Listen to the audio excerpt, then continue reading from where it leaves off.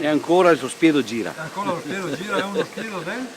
Lo spiedo, l'applicazione l'ho fatta io 12 anni fa per ridere da una vecchia scocca di una campagnola del 1970, ma lo spiedo invece era fisso nella cucina di Ballotta già nel 1960, quindi è davvero un pezzo raro che ho restaurato mantenendo le caratteristiche, i motori e il meccanismo. È molto interessante da vedere perché ha una cremagliera credo unica.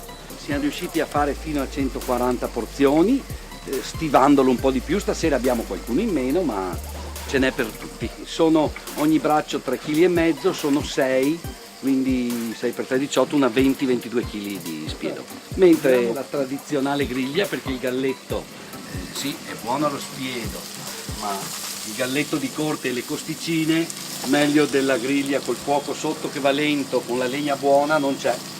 Davvero c'è stata richiesta, addirittura gli ultimi 2 anni l'abbiamo fatta sia sotto il periodo di Pasqua che poi nella versione autunnale, quindi penso che continueremo. La carne funziona sempre. La carne funziona Carne sempre. per tutti. Carne per tutti.